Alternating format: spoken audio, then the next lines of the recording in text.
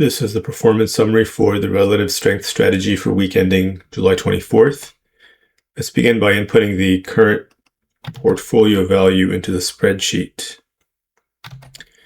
So for the month of July, the strategy is down 5.82%. FDCPX is the first one, which is the Fidelity Select Tech Hardware portfolio.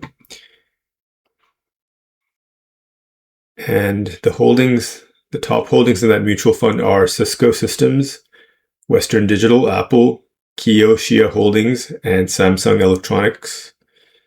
And the chart for that mutual fund going back to 1998 looks like this.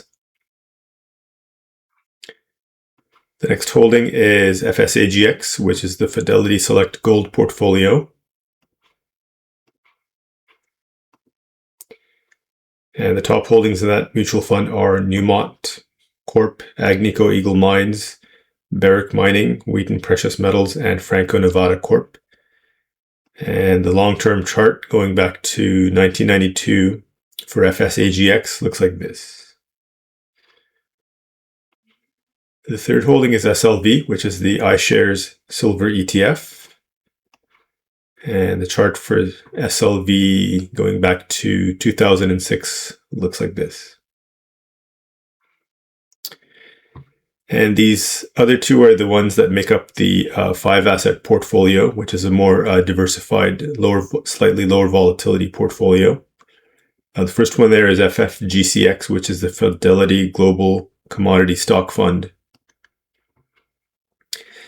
And the top holdings in that one are Corteva, ExxonMobil, Archer Daniels Midland, Bunge Global, and Nutrien Limited.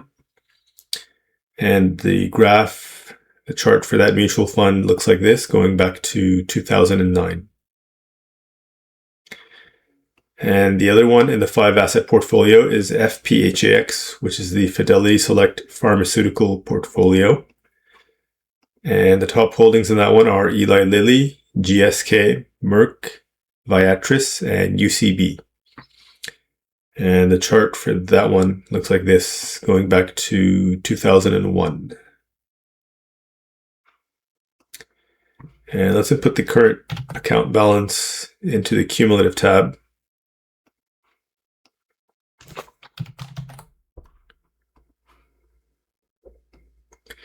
So since we began the strategy in middle of 2025, my account is up 62%, and the yellow line is the equity curve of the account, and the thin gray line is the benchmark S&P 500.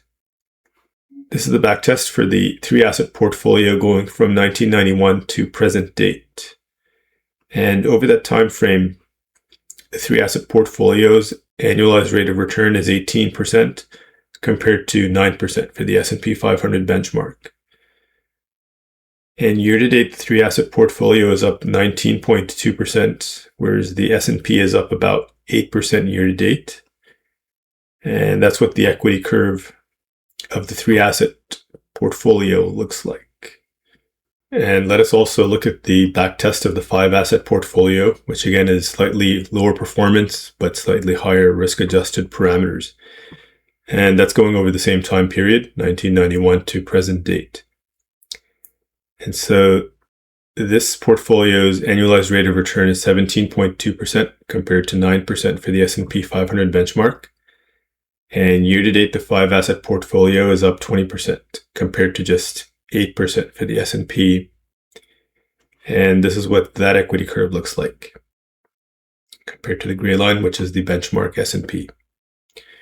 So if you'd like to learn more about relative strength, or you'd like to sign up for my Signal service where I email you the mutual fund and ETF picks on a monthly basis, please visit my website at returnstream.com. Link is below. Thank you.